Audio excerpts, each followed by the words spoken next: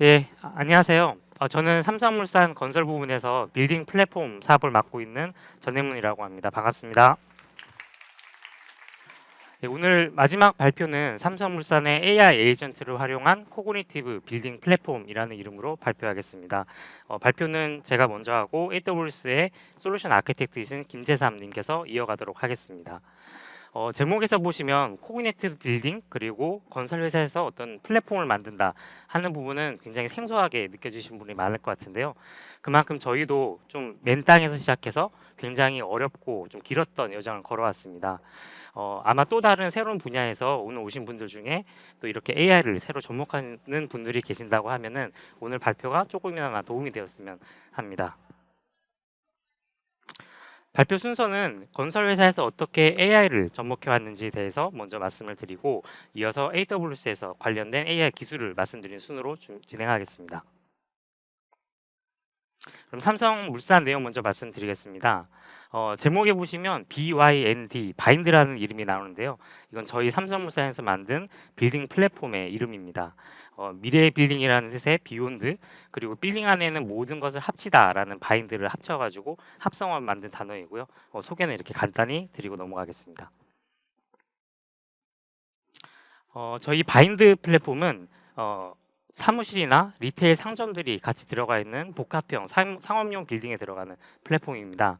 그래서 먼저 이에 대한 정의를 먼저 보시게 되면 다목적 활동의 기반, 즉 업무 생산 활동, 서비스 제공, 임대업 이런 여러 가지 일들을 하는 공간이면서 그 자체가 또한 투자의 대상이 되는 수익 창출을 위한 자본재이기도 합니다.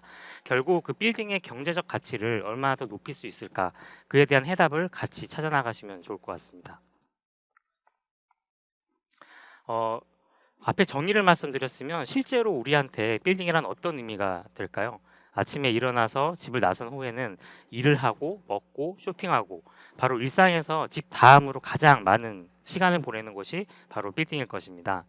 당연히 이곳에서는 더 편하고 더 재밌고 더 효율적이고 더 생산적인 그런 바램들이 많이 있을 것이기 때문에 AI를 통해서 이것을 어떻게 만들어낼 수 있을지 저희가 많은 고민을 담아봤습니다. AWS와 이런 고민을 좀 처음 나누기 시작했을 때가 벌써 5년이 지난 한 2020년입니다. 이때 저희 삼성물산에서는 빌딩이라는 곳을 어떻게 하면 디지털 전환을 할 수 있을지 적극적으로 추진을 할 때였고요. AWS도 보시는 것처럼 스마트 빌딩을 넘어서 코그니티브 스스로 인지하는 빌딩에까지의 방향성을 저희한테 공유를 하면서 저희의 여정이 좀 시작했었습니다. 되게 공교롭게도 이 시기는 그 생성형 AI가 세상의 모습을 막 드러내고 또 폭발적으로 성장하던 시기였는데요. 뒤에서 말씀을 드리겠지만 빌딩은 AI 도입하기까지 굉장히 많은 어려움들이 있었습니다. 아마 여러 산업군 중에서도 좀 가장 좀 길었던 여정이 아닐까 싶은데요. 저희 생성형 AI도 초기적인 서비스를 위한 기술적 여정이 있었고 또 대중화를 또 위한 사업적 여정이 있었듯이 저희도 이런 두 가지 방향으로 말씀드리겠습니다. 먼저 기술적 여정 부분입니다. 이번 발표를 준비하면서 과연 빌딩 AI라는 게 AI에게는 어떤 의미일지 한번 저희가 질문을 먼저 해봤습니다. 그 답을 보시면 왼쪽에 보시는 것처럼 어, 빌딩에 대해서 스스로 인지하고 변화에 대응하며 그리고 계획과 실행을 이어나가는 인공지능이라고 저희 답을 해왔는데 정말 신기하게도 저희가 걸어왔던 길이 오른쪽에 있는 네 가지인데요. 시스템 연결성, 실시간 데이터, 데이터 분석, 그리고 사용자 경험까지 이 축들이 1대1로 정확하게 맞아떨어졌었습니다. 이런 기술적 여정 측면에서 빌딩이 진흥화되기 위해서 앞서 말씀드린 네 가지 단계를 좀 말씀을 드릴 텐데요. 첫 번째는 빌딩 안에는 굉장히 여러 가지 시스템들이 있는데 그 노후화된 것도 많고 서로 호환이 안 되는 것들도 많이 있습니다. 이로 인해서 클라우드를 연결하기 어려웠던 부분들, 그리고 빌딩에는 또 자산 현황, 임대 유지 보수 데이터 이런 것들이 대부분의 정보가 뭐 종이 서류로 돼 있고 비표준이고 이렇게 아날로그로 돼 있기 때문에 데이터 전환이 어려웠던 부분. 그리고 사용자 경험 측면에서도 빌딩이라는 곳은 아마 가장 늦게 변화하고 있는 곳이 아닐까 싶습니다. 첫 번째 그중 첫 번째 단계는 커넥티비티 부분입니다. 빌딩에는 뭐 주차, 출입, 냉난방, 조명, 상점 이렇게 수도 없이 많은 하드웨어들 거기에 딸려 있는 소프트웨어들이 되게 많이 있는데 이런 부분들을 하나의 클라우드 플랫폼에 다 연결하기 위해서는 표준 통신으로 저희가 다 국역화를 해야 되고 또 API를 만들어서 연동을 해야 되고 아날로그로 되어 있는 것들은 추가로 IoT를 다 달아서 대체하는 방법을 통해서 최대한 클라우드로 저희가 올려서 연결할 수 있도록 한 것이 첫 번째 여정이었습니다. 그리고 두 번째 데이터입니다. 아까 말씀드렸듯이 빌딩의 자산 현황, 뭐 임대 현황, 유지보수 기록 이런 부분들은 대부분 종이 서류가 되어 있거나 정리가 되지 않은 엑셀로 되는 경우가 굉장히 많습니다. 이런 부분들을 뭐 사용자, 시스템, 활동 이렇게 좀 종류 분류를 하고 총 13개의 데이터셋을 만들어 가지고 API로 나중에 연동하기 쉽게, 대화하기 쉽게 저희가 만들었습니다. 세 번째 단계는 UI UX 쪽입니다. 왼쪽에 보시는 것처럼 빌딩에는 큰 빌딩일수록 조명이나 에어컨 이런 기기들의 스위치나 리모컨을 막 찾아다니는데 굉장히 어려움이 불편함이 많이 있습니다. 그래서 저희는 이런 기능들을 플랫폼 하나에 다 모아가지고 스마트폰 앱이나 웹 환경 그리고 디지털 트윈 솔루션까지 다양한 방식으로 활용할 수 있게 해서 빌딩을 이용하는 사람들이 더 스마트한 공간 경험을 할 수 있도록 만들었습니다.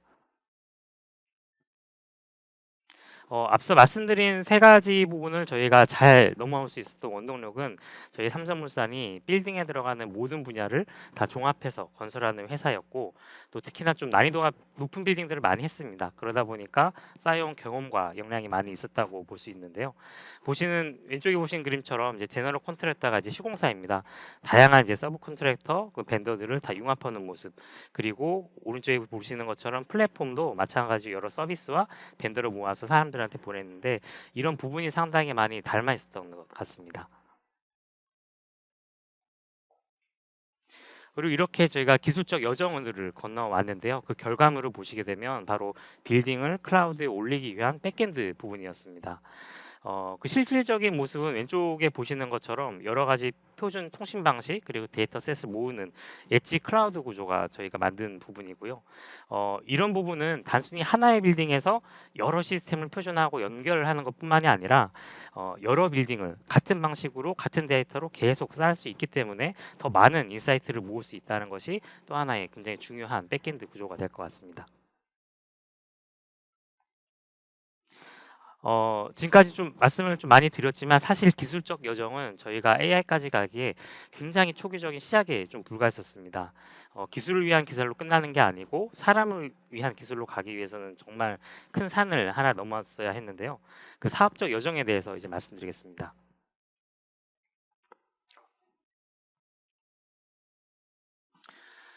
빌딩의 인공지능이 가진 사업 측면의 과제는 무엇보다 중요한 거는 빌딩들이 워낙 다양한 특성을 가지고 있고 빌딩을 이용하는 사람들도 워낙 다양하기 때문에 뭐 빌딩주뿐만 아니라 임차인도 있고 상점주, 오피스 직원, 방문객 이런 사람들이 모두 쓰고 싶도록 만들어야 된다는 부분이었습니다.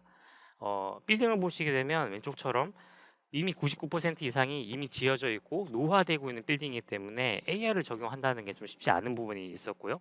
빌딩의 사용자들도 보게 되면 굉장히 일정한 패턴이 아니라 적어도 6명 이상의 다양한 사용자 케이스가 있고 그 안에서도 각각 서로 다른 니즈를 가지고 있다는 게 어려운 부분이었습니다. 이런 허들에 대해서 조금 더 자세히 말씀드리면 첫 번째는 실제 빌딩 산업군에서 저희가 정말 현실적으로 느끼고 있는 부분입니다. 뭐 AI, 코그니티브 빌딩 이런 거까지 가기도 전에 이 스마트 빌딩이라는 개념에 대해서 저희가 보면 실제로 우리가 스마트 빌딩이라는 거를 경험해 본 적이 있나? 잘 알고 있나? 이에 대해서 자문을 해봤고요. 뭐 피처폰 대비 스마트폰, 뭐 일반 주택 대비 스마트홈, 뭐 심지어 농장도 스마트폰으로 바뀌기까지 우리는 정말 그 변화를 잘 체감을 해왔는데 스마트 빌딩이라는 것은 뭐 일부 막 최신 빌딩 기술이 들어가고 프라임 오피스 비싼 빌딩 그런 데 들어가는 거라고 알고는 있지만 체험할 수 있는 게 많이 없었습니다. 게다가 거기에 AI를 넣은 빌딩이라고 하면 그 변화가 정말 아직 몸에 와닿지 않은 부분이라고 볼 수 있습니다. 어, 앞서 스마트 빌딩으로 갔지만 그 전에서도 저희가 스마트 빌딩이 된다라고 했을 때 과연 우리는 스마트 빌딩에서 무엇을 필요로 할까? 그것에 대해서 고민을 좀 해봤습니다. 아까 말씀드렸던 것처럼 수많은 직업을 가진 사람들이 뭐 집에서 자는 시간, 뭐 가족들과 함께 하는 시간 이런 거 빼고는 대부분 빌딩 안에 있기 때문에 이렇게 다양한 사람들 또 각각 되게 다른 종류의 니즈들 이런 거를 복합적으로 가지고 있는 부분인데요. 또 하나 재미있는 거는 개별로 니즈를 보게 되면 개별 니즈에 대한 솔루션은 분명히 또 존재는 하고 있습니다. 그럼 과연 이런 여러 가지 솔루션들을 하나로 모아서 빌딩 플랫폼으로 만들면 어떤 더 베네핏을 만들어 있을지, 과연 필요로 할지에서부터 저희는 숙제를 풀어나가기 시작했습니다. 저희가 풀어나간 이제 첫 번째 사업적 여정의 숙제는 가장 유연하고 확장성 있는 플랫폼을 만들자라는 부분이었습니다. 그래서 빌딩에서 필요한 뭐 워크, 라이프, 매니지먼트 이런 서비스들을 저희가 전부 합해 보니까 한 100개 정도가 나오더라고요. 그에 대해서 이제 풀덱을 AWS랑 같이 마이크로 서비스 형태로 저희가 구축을 했고 그리고 빌딩이 워낙 다양하기 때문에 뭐 소규모거나 노후화된 빌딩 그런 데서도 쉽게 도입을 할 수 있도록 소프트웨어만 도입을 해도 충분히 스마트한 빌딩을 사용할 수 있게 하는 방법도 저희가 만들었고, 그리고 일부는 IoT 디바이스를 굉장히 작게 설치만 하더라도 더 다양한 솔루션을 쓸 수 있게 하는 부분들, 그런 부분을 통해서 각각 빌딩의 특성에 맞게 더욱 손쉽게 좀 도입할 수 있도록 했던 부분이 있습니다. 그리고 가장 중요한 부분은 초기에 일부 기능만 쓴다고 하더라도 계속 쓰면서 유연하게 서비스를 확장해 나갈 수 있는 그 스케일러블한 구조가 굉장히 중요했습니다. 이 부분도 AWS와 함께 굉장히 고민을 많이 해서 클라우드 아키텍처를 짠 부분입니다. 이렇게 만들어낸 이제 바인드라는 플랫폼은 지금 저희가 최대한 많은 서비스를 만들어서 왼쪽에 보시면 그 오피스나 상점 업무를 하시는 분이 마이워크, 그리고 이제 빌딩에 처음 방문하거나 공용 공간을 이용하는 사람들을 위한 라이프 부분, 그리고 빌딩을 관리하는 사람들을 위한 아래에 있는 이제 빌드 센터까지 저희가 세 개의 큰 축으로 좀 메뉴를 구성했고요. 그리고 이런 부분들을 언제나 어디서나 좀 다양한 기기로 편하게 사용을 할 수 있도록 하기 위해서 UI, UX 또한 저 모바일 앱, 그리고 저기 3D 모델을 이용한 터치 키오스크, PC 웹까지 다양한 환경으로 좀 구현을 했습니다. 하지만 이렇게 많은 기능을 하나에 넣게 되면 분명히 불편해지는 분도 있을 것 같습니다. 저는 아직도 이 커피 브랜드 앱에 들어가면은 거기서 바닐라 라떼 거기에 샷까지 추가하는 게 너무 어려운 상황이 많습니다. 그래서 저희는 이런 방법을 훨씬 더 좀 손쉽게 쓸 수 있는 방식에 대해서 좀 고민을 많이 했고, 결국 가장 친숙하게 쓸 수 있는 방식은 마치 사람한테 주문을 하듯이 대화용으로 서비스를 이용하는 것이라는 결론에 도달했습니다. 그래서 이 부분이 바로 바인드 AI가 탄생하게 된 배경이 되겠고요. 이에 대해서 이어서 말씀드리겠습니다. AI 기술로 바로 들어가기 전에 저희는 이제 AI를 활용했을 때 더욱 완성도 높은 사용자 경험을 하기 위해서 어떻게 고민할까 했을 때 시간적 개념 그리고 공간적 개념이 핵심 기능에 좀 들어가도록 하는 부분을 좀 고민했습니다. 먼저 시각적인 부분은 다양한 서비스들을 되게 업무 흐름 순서에 맞춰 가지고 한 번의 터치만으로도 끊김없이 경험을 할 수 있게 만드는 부분이었고, 공간적인 부분은 저희한테 친숙한 3D 모델의 디지털 트윈을 이용해서 마치 한눈에 멀리서도 빌딩을 들여다보는 것처럼 잘 이해할 수 있도록 만든 거였습니다. 이렇게 시간적 그리고 공간적으로 짜여진 서비스들은 비로소 하나의 문장으로 저희가 빌딩에 소통할 수 있는 생성형 AI를 저희가 구축할 수 있는 가장 중요한 토대가 되었고요. 이 세 가지 핵심 기능 먼저 좀 설명드리겠습니다. 첫 번째로 시간적 개념의 핵심 기능입니다. 저희가 이제 아무래도 회사에서 업무를 보시는 만드니까 공감될 수 있을 것 같은데요. 저희가 이제 회의를 주최를 할 때 보면 먼저 회의 참석자의 빈 시간 뭐 그리고 이 사람들이 그 같은 시간에 또 빈 예약 그 회의실들이 있는지 또 이들한테 공지 메일도 보내야 되고 또 외부 방문자가 있으면 그 사람들한테 출입 등록도 해야 되고 주차 기란내도 해야 되고 뭐 회의 전에는 또 이렇게 회의실 세팅까지 다 해야 되고 이런 업무들이 자잘하게 계속 순차적으로 있습니다. 지금은 이런 기능들을 각각 다른 시스템과 왔다 갔다 하면서 사용을 하고 있는데 그런 부분들을 하나의 스마트폰 앱이나 PC 환경에서 끊임없이 바로 쉽게 이어지도록 쓸 수 있게 하는 거, 빌딩의 많은 기능을 하나로 모은다고 하면은 그 부분이 플랫폼의 가장 첫 번째 장점이 될 것입니다. 두 번째로 이제 공간적인 핵심 기능입니다. 바로 디지털 트윈을 이용하는 부분이고요. 왼쪽에 보시는 것처럼 대형 빌딩으로 갈수록 뭐 조명 스위치, 뭐 에어컨 리모컨 이런 게 뭐 난잡하게 돼 있고 뭘 켜야 되는지 모르고 안 끄고 가게 되고 이런 경우가 굉장히 많습니다. 그래서 저희 바인드 플랫폼은 최대한 좀 빨리 움직이고 경쾌하게 움직이고 좀 쉽게 쓸 수 있는 디지털 트윈을 만들어 가지고 위치를 쉽게 파악하게 만들고 이렇게 만들다 보니까 스위치 역할만 할 수 있는 것뿐만이 아니라요. 뭐 회의실이나 좌회전석 예약도 가능하고 길 안내도 할 수 있고 뭐 화장실 빈곳도 찾을 수 있고 위치 정보를 할 수 있는 다양한 서비스를 이 안에다가 계속 확장해 나갈 수 있는 부분도 같이 포함될 수 있었습니다. 이렇게 앞에 시간적, 공간적 개념이 모두 합쳐지면 플랫폼의 전체 서비스를 아우를 수 있는 마지막 기술이 바로 대화형 AI 에이전트가 됐습니다. 기본적으로 바인드 플랫폼은 메신저를 기능을 가지고 있고 빌딩 안에 여러 사람들과 소통하는 걸 기반으로 하고 있습니다. 예를 들어서 지하에 있는 편의점에 직접 가지도 않고 제품 문의를 한다던가 고장난 시설에 이렇게 수리 요청을 할 때 전화번호를 찾으러 고생할 필요도 없이 쉽게 연락을 할 수 있도록 만들어 놨고요. 이런 일들을 다 사람 대 사람이 아니라 사람 대 AI로 할 수 있다면 어떻게 될까 하는 부분에서 저희가 AI라는 걸 넣고 앞에 굉장히 많은 니즈들을 저희가 대응해야 된다라고 했을 때 결국 대화형으로 그런 거를 풀어 나간다고 하면 여러 사람들의 복잡한 니즈를 하나로 해결해 나갈 수 있는 그런 해답이 되지 않을까 싶었습니다. 어, AI 말씀드리기까지 거의 한 25페이지 거쳐가지고 저희 여정을 좀 말씀을 드렸는데요. 사업 기획부터 저희가 투자, 개발 뭐 그런 과정들이 되게 쉽지 않기도 했고 또 AI라는 거를 저희가 적용하기 위해서는 좀 꼭 필요한 부분들이 있었습니다. 이걸 통해 가지고 클라우드 아키텍처도 만들고 하는 부분이 있었는데 그런 부분을 조금 길게 설명되는 부분은 좀 양해를 좀 말씀드리도록 하겠습니다. 이제 본격적으로 빌딩 AI 말씀드리겠습니다. 빌딩의 에이전틱 AI는 크게 두 가지 방식으로 구성이 되어 있습니다. 먼저 일반 사용자가 회의실 예약이나 상점 주문 등을 할 때는 저희가 굉장히 빠르게 피드백과 제어가 필요하기 때문에 예전에 단방향 챗봇 같은 형태로 좀 구성을 했고요. 그리고 두 번째 빌딩 관리자가 빌딩의 운영 현황 그런 전문적인 분석을 요구하는 부분들은 외부 정보를 포함해서 저희가 많은 인사이트를 구해야 됩니다. 그래서 MCP 형식으로 조금은 느리겠지만 그래도 더 좋은 답을 찾을 수 있도록 저희가 만들었습니다. 앞에 말씀드린 여정을 통해서 만든 아키텍처가 사실 이것을 만들기 위해서 기초적인 여정이었다고 보시면 되겠습니다. 그럼 바인드 앱에서 작동하는 그 챗봇 AI를 먼저 보여드리겠습니다. 회의실 예약 기능이 먼저 나오는데 바인드 안내해줘 회의실 예약 어떻게 이런 이제 문의를 하게 되면 의도 분석을 통해서 먼저 매뉴얼을 표출하는 기본적인 기능이 있습니다. 이 중에서 마이크가 있는 회의실을 알려줘 그러면 API 연동을 해서 회의실 정보를 실시간으로 저희가 받아서 응답을 하고요. 또 정확한 작동을 위해서는 요청 사항에 대해서 저렇게 카드 형식, 메뉴 형식으로 선택하게 해서 더 직관적으로 실수 없이 진행될 수 있도록 만들었습니다. 그리고 이어서 상점 프로모션 기능이 있는데요. 상점에 대해서 어떤 상점이 있어라고 문의를 하게 되면 보시는 것처럼 빌딩의 각 층마다 어떤 상점이 있다라는 걸 또 데이터로서 저희한테 보여줄 수가 있고요.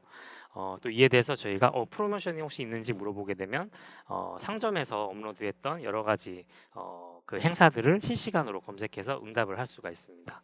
이런 부분들은 이제 빌딩 내 사용자 그리고 상점들을 좀 더 밀접하게 연동을 해가지고 좀 프로모션을 좀 극대화할 수 있고 향후에는 광고 수수료 같은 수익화도 가능한 부분입니다. 그리고 민원 부분도 빌딩에서 일어나는 굉장히 불편 사항 중에 하나입니다. 2층 카페 천장에서 물이 새요. 이렇게 민원이라고 단어를 쓰지 않더라도 의도 분석해서 민원 등록 메뉴를 바로 유아를 유도를 해줄 수 있고요. 이렇게 빌딩에서 좀 필요로 하는 등록 양식으로 업로드를 하게 되면 저희가 관리실 전화번호 찾거나 뭐 또 그 막 화장실 들어가서 연락처 보거나 이런 불필요한 시간들을 없애고 또 빌딩을 이용하는 만족도도 굉장히 개선될 수 있다고 생각합니다. 두 번째는 이제 빌딩 관리 전용 MCP를 적용한 사례입니다. 이 부분 아직 좀 개발 기획 단계에 있어가지고 좀 가상의 내용으로 보여드리는 부분 양해 부탁드립니다.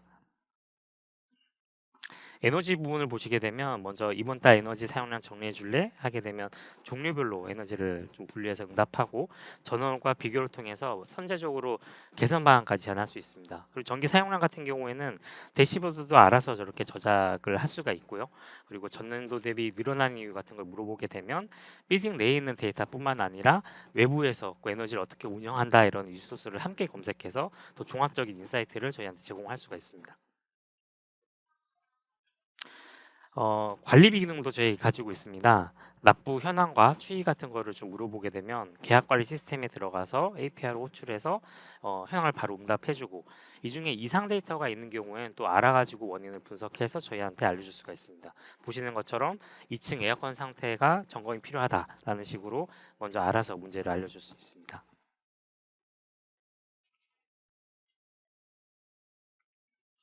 이어서 이에 대한 좀 민원 같은 거를 좀 물어보게 되면 굉장히 직관적인 카드 형태로 민원 등록 사항들을 에어컨 관련 민원이 있어서 하면 알려주고 또 점검했던 회사를 묻게 되면 이런 거는 굉장히 사실 다 단편적인 응답들입니다. 이런 거는 추론 없이 바로바로 빠르게 좀 대응할 수 있도록 저희가 만들었고 끝에 보시면 하나의 문장에서 민원 처리 중으로 바꿔주고 그리고 저 답변 문구도 아래와 같이 추가를 해줘라고 하나의 프롬프트에 두 가지 요구를 하는 경우도 생기는데 이 부분도 의도 파악을 두 가지로 인식해서 한 번에 동시에 그 기능을 수행할 수 있도록 만들었습니다. 이렇게 말씀드린 에이전틱 AI는 사실 반응 속도가 느리게 되면 사용량이 아마 급격히 저하될 것입니다. 그래서 저희는 더 편리하게 사용을 하게 위해서 첫 번째 응답 속도, 그 다음에 프롬프트 최적화, 그리고 적정 모델 선정, 그리고 랭체인 뭐 이런 여러 가지 분야들로 다양한 모델, 다양한 케이스를 전부 다 비교 분석을 했고요. 가장 적합한 최종 모델이 워낙에 빌딩에서는 여러 가지 기능을 써야 되기 때문에 그에 맞춰서 각각의 모델을 선정을 했고 AWS 클라우드가 특히 지금 8개 이상의 좀 다양한 생성형 AI 모델을 한 번에 연결할 수 있어가지고 유연하게 저희가 쓸 수 있는 큰 장점이 있었습니다. 어, 바인드 저희 플랫폼은 계속해서 AI 에이전트를 스스로 진화하게 만들려고 하고 있습니다. 당연히 이제 쾌적하게 쓸 수 있도록 응답 속도 빠르게 주면 너무 당연하고요. 더 많은 기능을 쓸 수 있도록 계속해서 시나리오를 확장해야 되는 거고 그리고 추론이나 추천을 더 강화하려면 알아서 자율 데이터 학습 쪽이 좀 필요합니다. 그리고 무엇보다 빌딩에서 여러 가지 다른 서비스도 많이 쓰고 있기 때문에 다른 회사의 여러 가지 소프트웨어와도 좀 유연하게 연결하도록 해서 AI 기술이 계속 이제 급격히 발전할 때마다 저희도 알아서 따라와서 발전하는 플랫폼으로 만들고 있습니다.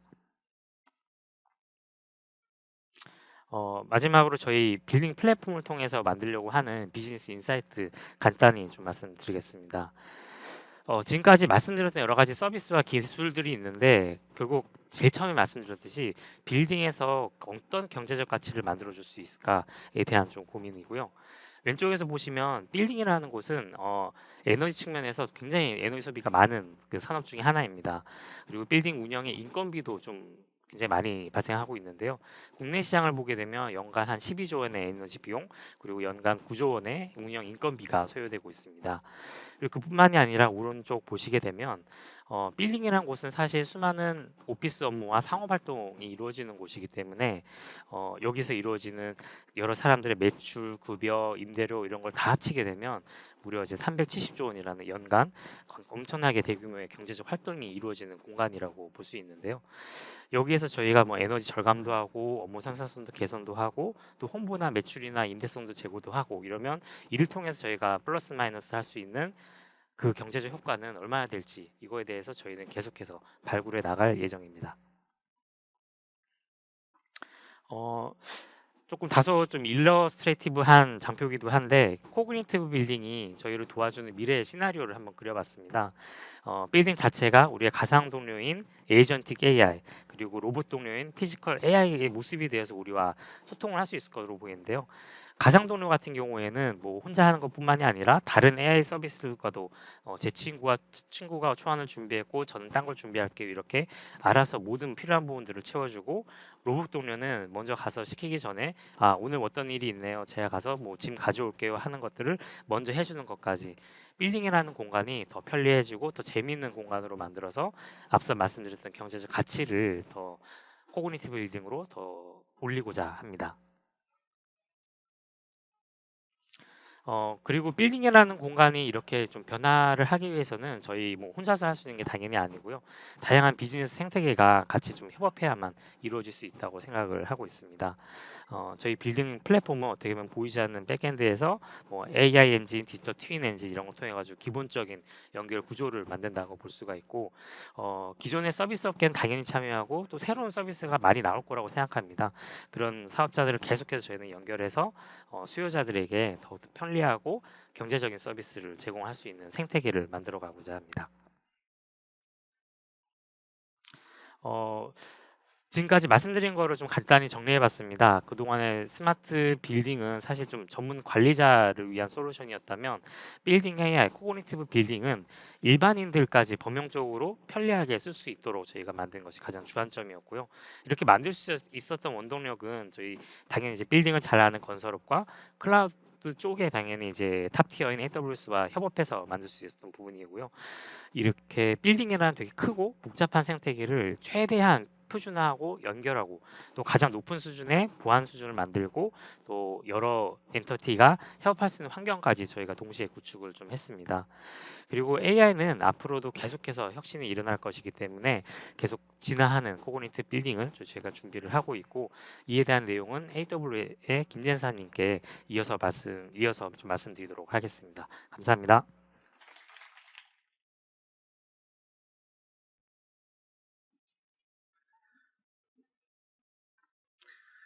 네, 안녕하세요. 네, 저는 AWS의 솔루션즈 아키텍트 김재삼이라고 합니다. 앞서 전혜문 그룹장님께서 삼성물산 바인드가 제공하는 가치, 빌딩 플랫폼의 미래에 대해 말씀해 주셨습니다. 이어서 저는 삼성물산 바인드에 사용된 AWS AI 서비스와 아키텍처에 대해서 그 부분에 대해서 말씀을 드리도록 하겠습니다. 먼저 빌딩 기술의 발전을 좀 한번 더 살펴보겠습니다. 1980년대에서 90년대에는 오토메이티드 이제 빌딩 플랫폼이라고 해서 거기서부터 시작을 했습니다. 그리고 2000년대 스마트 빌딩 플랫폼을 거쳐서 현재 들어서는 코그니티브 빌딩 플랫폼으로 진화를 하고 있습니다.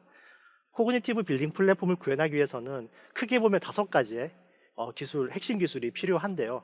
하드웨어, 소프트웨어, 커넥티비티, 어널리틱스, 그리고 AI ML 영역으로 나눠볼 수 있습니다.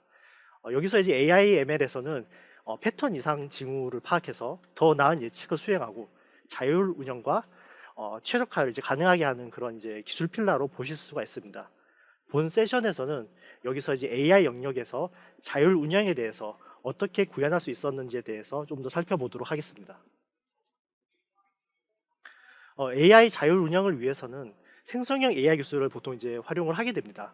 이를 구현하는 방법에는 이제 복잡도와 비용에 따라 여러 가지 패턴으로 나눠 볼 수가 있는데요. 가장 간단한 것부터 살펴보시면 첫 번째는 상황별로 프롬프트 엔지니어링을 하는 것입니다. 그 다음으로는 검색 증강 생성을 이용해서 모델이 알고 있는 지식 이외에 다른 지식 베이스를 활용하는 것이 되겠고요. 그 다음으로는 이제 에이전트 방식을 통해서 파운데이션 모델을 이용해서 추론과 액션을 통한 특정 작업을 수행하는 방식입니다. 실제로 가트너에 따르면 2028년까지 모든 엔터프라이즈 앱의 3분의 1 이상이 생성형 AI와 AI 에이전트로 구동될 것으로 예측을 하고 있습니다. 그리고 2024년에 비해 이제 다가오는 2028년에는 업무사 결정의 최소 15% 이상이 이 에이전틱 AI에 의해서 자율적으로 이루어질 것으로 전망을 하고 있습니다. AI 에이전트는 AI를 활용하여 인간이나 시스템을 대신에 추론하고 계획하고 작업을 완료하는 시스템을 의미합니다. AI 에이전트의 각 요소들을 직접 구현을 하게 된다면 수많은 실험과 개발 공수가 동반되는 과정이 보통은 이제 수반이 되게 됩니다. 삼성물산 바인드는 이러한 기술적 허들을 최소화하기 위해서 AWS의 완전 관련 서비스를 활용하는 방식으로 접근을 하였습니다. AWS는 AI 에이전트를 구현하기 위해서 보시는 것처럼 이제 완전한 스택을 제공을 하고 있습니다. 가장 최상단에 이제 있는 어플리케이션 레이어 쪽을 보시면 뭐 키로라든지 아마존 큐, AWS 트랜스폼, 아마존 커넥트 등을 이제 보이실 수가 있고요. 그 아래 레이어에서는 이제 아마존이 만든 모델인 뭐 노바 액트라든지 스트랜드 에이전트를 볼 수 있습니다.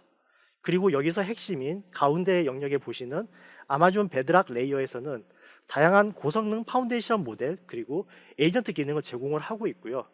특히 아마존이 만든 노바라는 모델과 서드파티 모델들을 API 형태로 제공을 하고 있습니다.